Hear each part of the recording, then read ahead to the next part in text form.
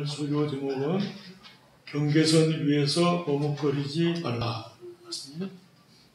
경계선은 이제 세상과 하나님인데, 경계선이 이제 모호해요.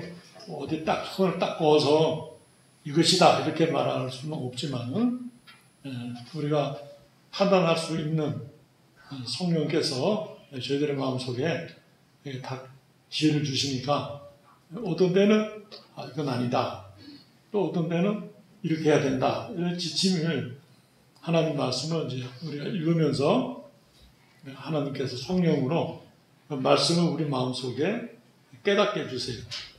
그래서 이제 삼손도 마찬가지인데, 어떻게 하면 옳은지 또 어떻게 하면 옳지 않은지 성령이 깨우쳐 주세요. 근데 이제 그걸 무시하게 되면 이제 큰 위험을 당하게 돼요. 삼손은 원래 그 아버지와 어머니가 아이를 낳지 못했는데 하나님께서 아들을 낳게 해주겠다 약속하시고, 그 아들이 태어날 때 나시린의 규례라고 해서 민수기 6장에 보면 그 나시린의 규례가 나와요. 세 가지인데, 하나는 포도주를 마시지 말 것, 두 번째는 머리털을 깎지 말 것, 세 번째는 시체를 만지지 말 것. 세 가지인데, 술을 먹지 않는 것은 영적으로 깨어서 늘 성결을, 거룩함을 지킬 수 있도록 하기 위해서 술을 먹지 말라.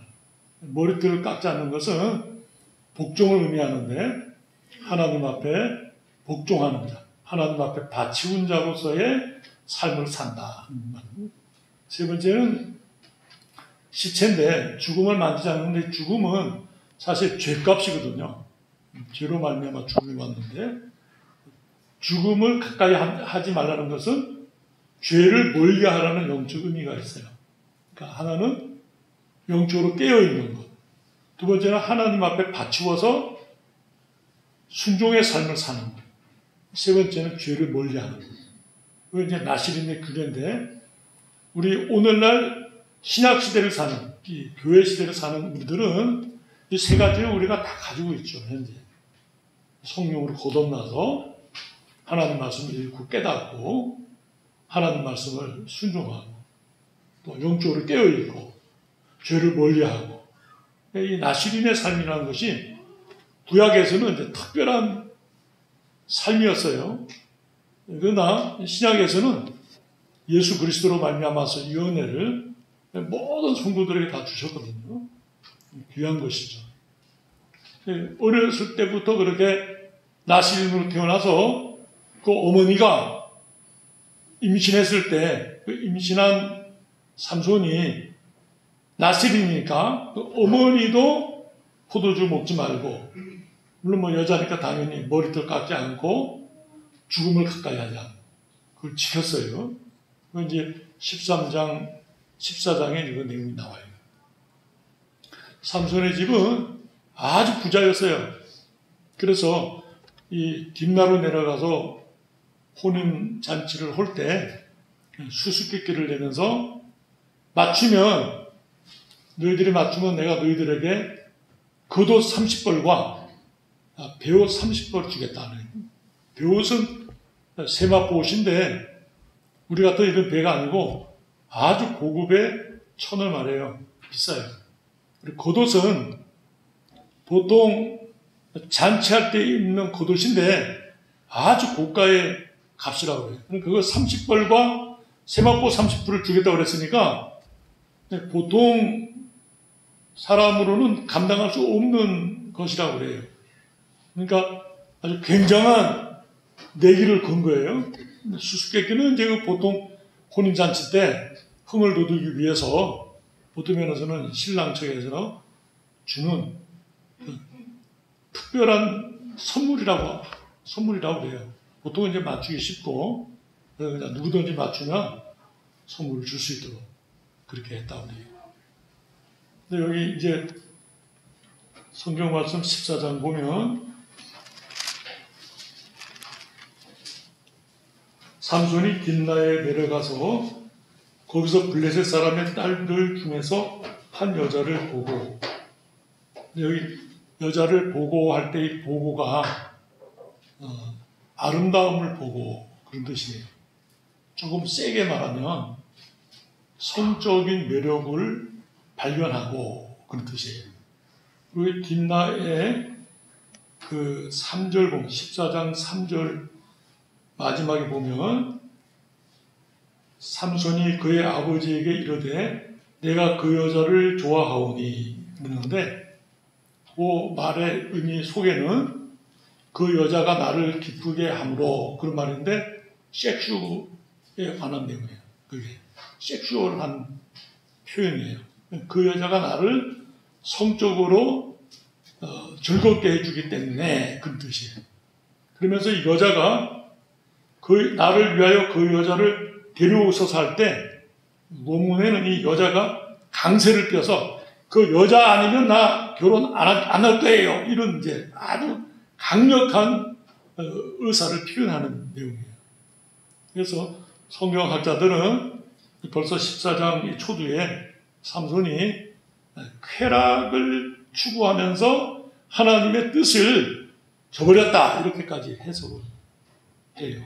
그리고 이 여자는 정결한 처녀가 아니고 과부거나 이혼당한 여자이거나 혹시 이렇게 소문난 여자라고 그래요. 그러니까 일반 처녀는 아닌 것 같아요. 성경 해석학자들이 그 세 가지 경우를 들어서 여자를 표현을 했어요. 14장에서 나온 내용인데 이제 수수께끼를 풀면서 수수께끼 때문에 이 블레셋 사람들이 큰 소문을 입게 됐잖아요. 겉옷 30벌과 세마포 30벌을 삼손에게 줘야 못 맞추면 삼손에게 줘야 되니까 여자를 이제 압박해서 그 수수께끼 답을 알려고 세게 얘기했어요. 만약에 답을 알려주지 않으면 너와 너의 아버지 집을 불사르겠다. 보통 공포가 아니죠. 그래서 이 여자가 삼손에게 계속 졸라서 그 답을 알아냈어요. 그리고 이제 블레셋 사람들이 알려주고 블레셋 사람들이 그 답을 맞췄죠. 그래서 저거 보면 너희가 내 아내를 꼬드겨서 이렇게 답을 알고 했으니 내가 원수를 갚으리라. 그러고는 이제 싸웠는데 그것이 다 14장 4절 밑에 보면 이 일이 여호와께로부터 나온 것인 줄은 알지 못하였더라. 그런 말씀 나와요. 아주 어려워요. 이 표현이. 그러니까 삼손은 그 여자를 보고 쾌락을 추구하면서 결혼을 이루는데 하나님께서는 그렇게 되어진 모든 것들이 하나님의 좀 세게 말하면 뜻이다. 그런 말이거든요. 그게 말이 되냐? 성경적으로 논리적으로 볼 때. 근데 요 성경 주석의 내용은 뭐냐면 박유선 목사님께서는 삼손이 자기 쾌락 추구하면서 악한 길로 행하는데도 불구하고 하나님께서 그 목적하신 일, 이스라엘을 블레셋 손에서 구원하신 일을 행하며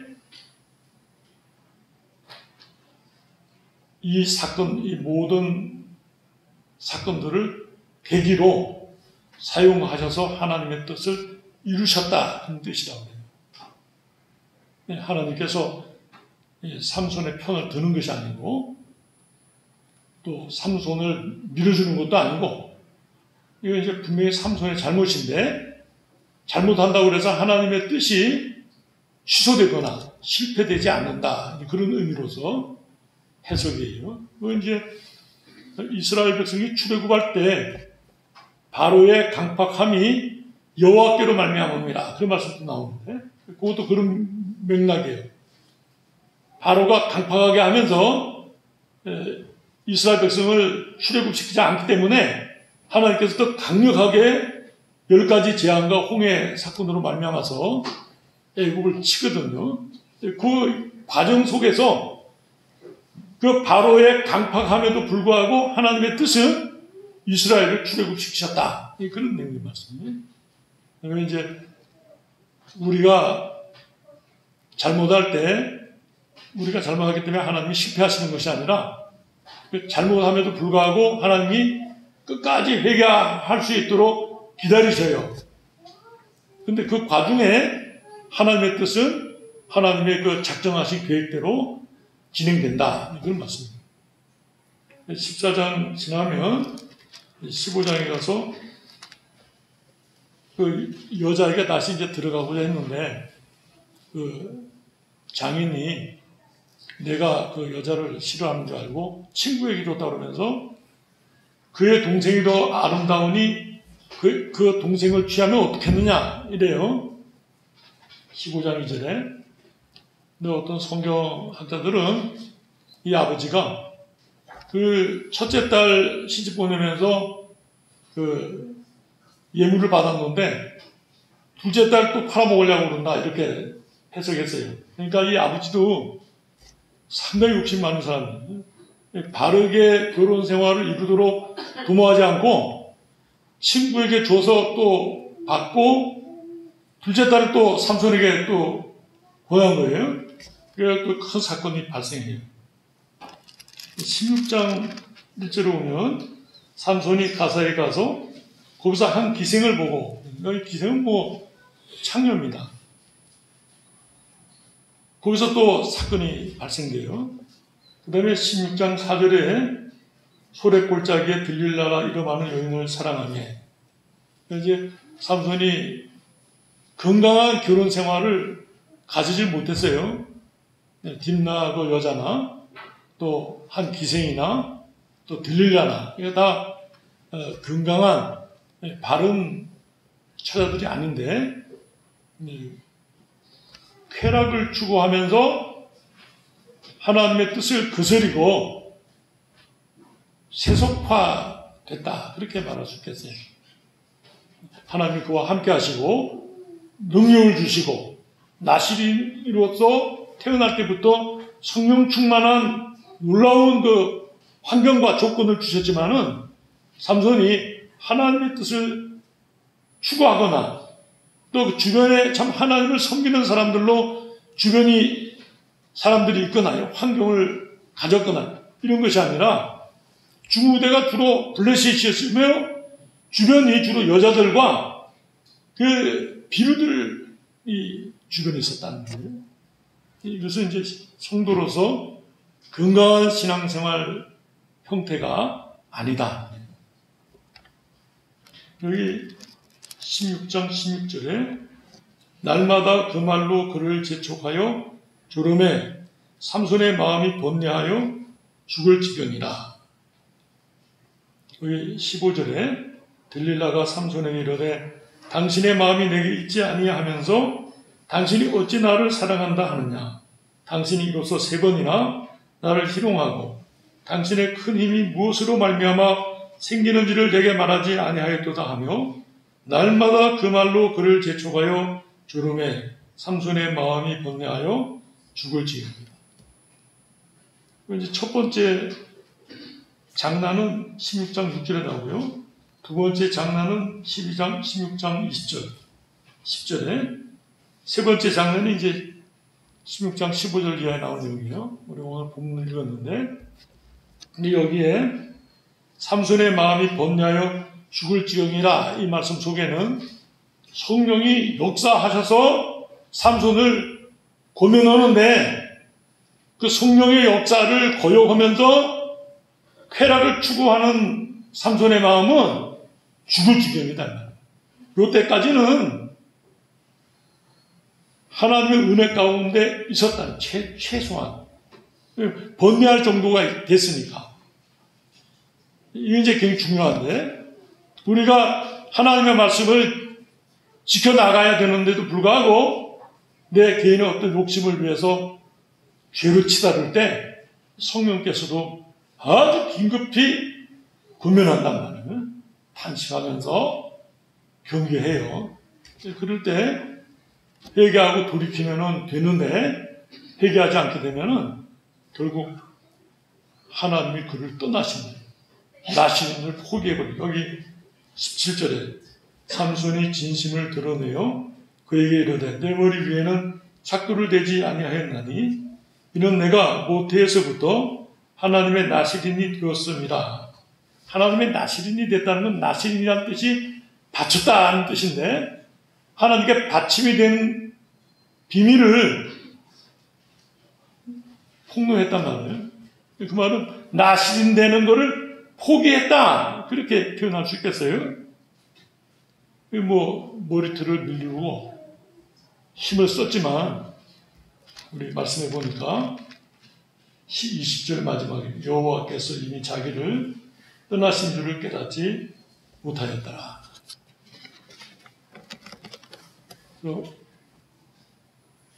많은 성경학자들이 새가 지나가다가 똥을 싸서 내가 맞을 수는 있지만, 새가 만약 내 머리에 둥지를 튼다면 그거는 막을 수 있잖아요.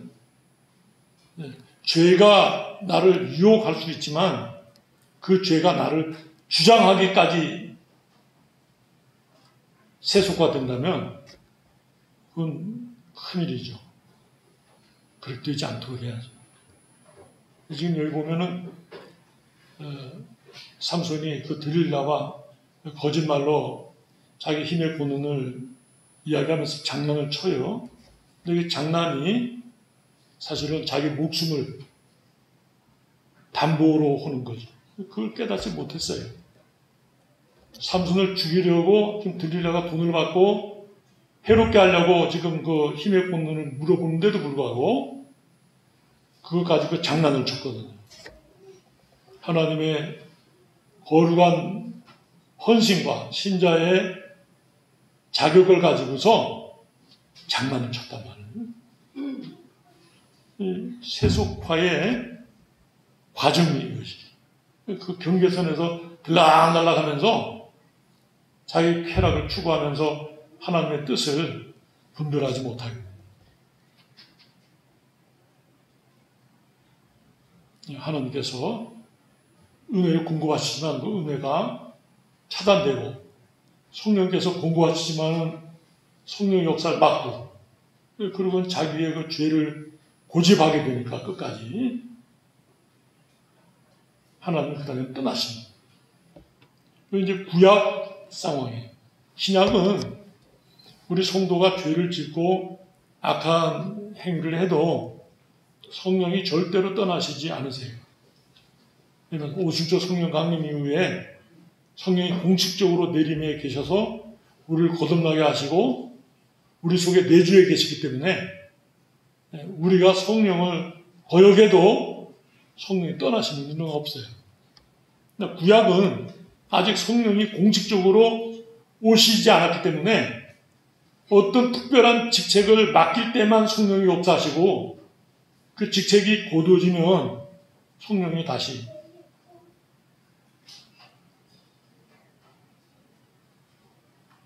그에게 임하지 않았어요. 그래서 다윗이 바세바와 범죄하고서 회개할 때 주의 성령을 내게서 거두지 마소서, 그런 기도를 하는 거예요.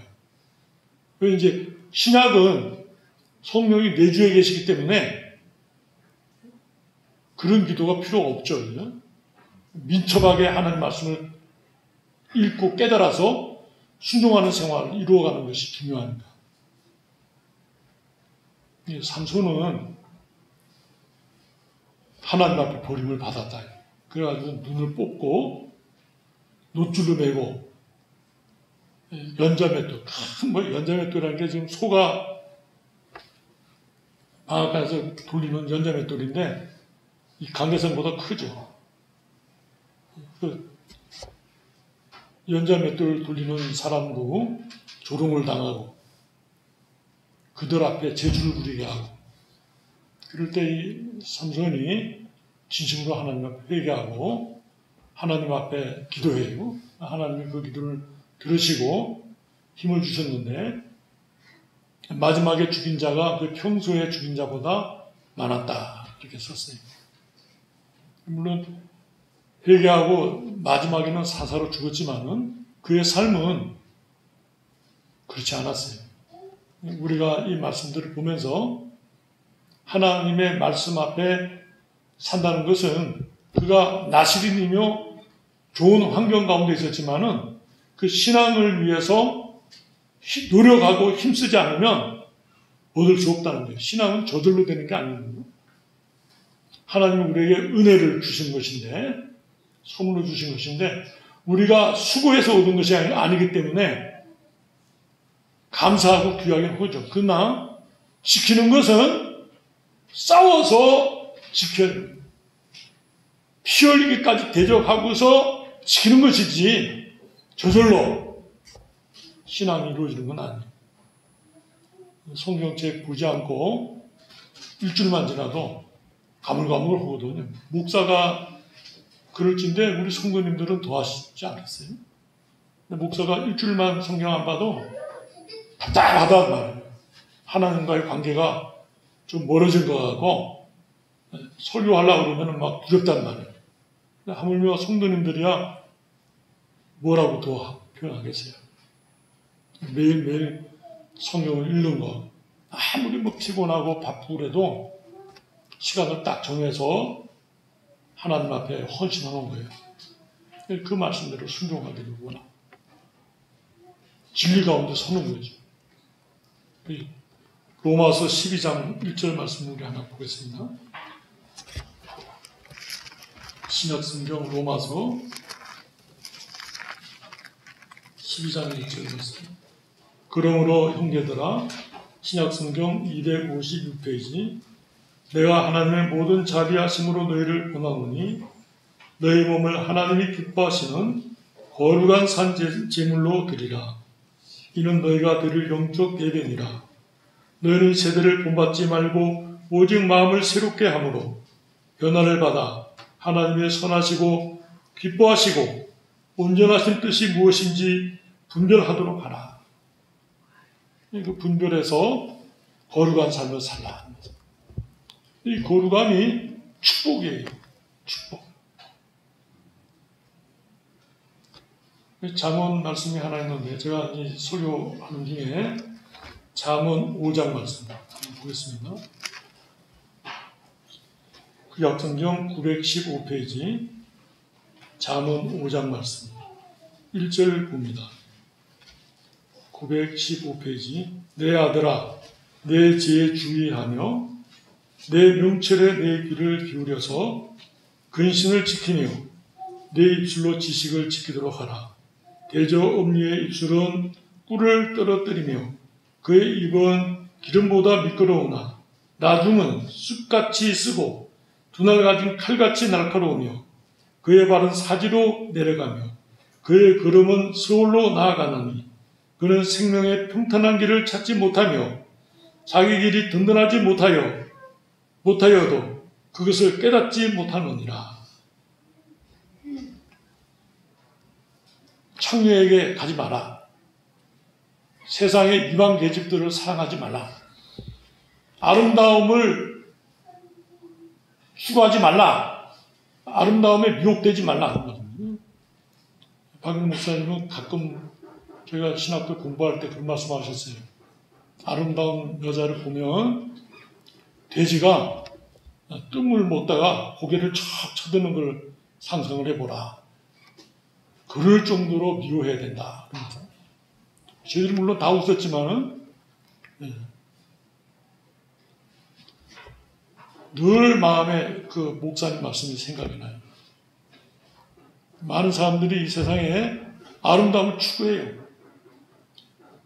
잘생긴 남자, 잘생긴 여자, 뭐 이런 말씀들을 하잖아요. 뭐 아름다우면 다 용서가 된다. 용서가 되는 게 아니라 두날 가진 날같이 칼같이 쑥 밀고 들어온단 말이에요. 생명을 가지고 장난을 친단 말이에요. 그런 것을 영적으로 분별할 수 있는 지혜는 우리에게 없거든요. 하나님 말씀을 읽을 때 그 경계를 지켜서 순종할 때 된단 말이에요. 화평교회 원로 장로님 되시는데 박진우 장로님이라고 원래 KBS에서 예전에 이제 제일 국장으로 와 계셨다고 그래요. 그분이 간증을 하시는데 뭐 혼자 여기 와 계시니까 적적 하단 말이에요. 한번 친구가 아이 박 사장님 제가 오늘 밤에 좋은 데 데려갈 텐데 기다리시오. 뭐 그냥 좋은 데 간다고 그러니까 알았어. 그리고 이제 기다렸다가 저녁에 친구가 와서 이제 쓱 가는데 막사 문을 이렇게 턱 닫고 닫으려고 이러는데 자기가 늘 성경 보던 책상과 성경이 이렇게 놓여 있는데 거기 눈에 착 들어오는데 마음에 아니다 이런 생각이 들더라고요. 그리고 친구에게 참 고맙지만 내가 하나님과 약속한 것이 있어서 가지 않겠다. 그래서 자기가 그 선을 지켰다고 남전도에서 간증하는 걸 들은 일이 있어요. 그리고 혼자 제주도에 와 계시니까 뭐 누가 보는 사람도 없고 뭐 좋은 데 데려가겠다는 것이 무슨 내용인지는 잘 모르겠지만은 확인을 안 해봤으니까 근데 뭐 남자들이라면은 뻔하지 않겠어요. 그 이제 하나님 앞에서 우리가 지켜야 될 선이다. 그 조그만 쾌락 때문에 생명과 명예를 다 잃어버리고 바보가 되는 일들을 우리가 신문에서 얼마나 많이 봐요. 하나님의 사람으로서 합당한가? 이렇게 하면 하나님 기뻐하실까? 우리 가족이 들었을 때 이거 설명이 될까? 교회 성도들이 알았을 때 부끄러워하지 않을까?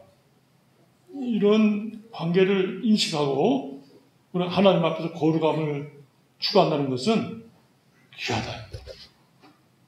거룩을 추구한다고 해서 홀로 추구되는 것이 아니에요. 싸워서 내가 내 마음을 다스려서 하나님 말씀으로 지켜서 순복할 때 복이 있다. 성경에 보면 더러운 돈을 11조로나 감사헌금으로 바치지 말도록 명했거든요. 어떻게 그 가정한 행위로 말미암아 얻은 소득을 하나님 앞에 드리겠느냐 이렇게 말씀.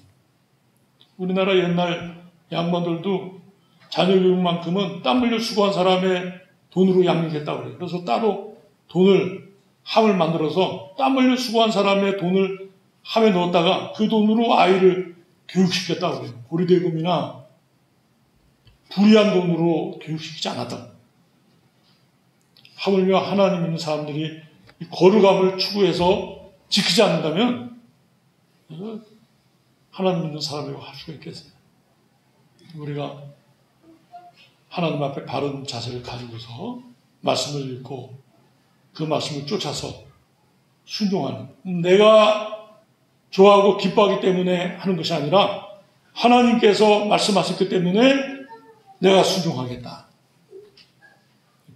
어떤 친구가 한편으로는 호의로 또 한편으로는 위협으로 유혹할 때 나는 안 하겠소. 그보다 더 강력한 말은 내가 하나님 앞에 약속했는데 하나님께서 막으신 일이요. 그러면 그 사람도 겁나는 일은 나는 안 가겠소 이것이 아니라 하나님이 나를 가지 말라고 하셨어. 그 힘 있는 말입니다. 우리가 그렇게 하나님 앞에서 성결을 지키고 하나님의 거룩함을 지킬 때 하나님께서 그 사람의 기도를 들으시고 응답해 주시고 말씀을 깨닫게 하시고 권세와 능력을 주시고 축복을 주시는 아브라함이 소돔 고모라가 점령을 당해가지고 다 빼앗겼을 때 가서 찾아봐요. 찾아온 그 재산은 어마어마해요. 소돔 고모라가 그 당시에 신장로와 수도시설이 있었다고 그래요.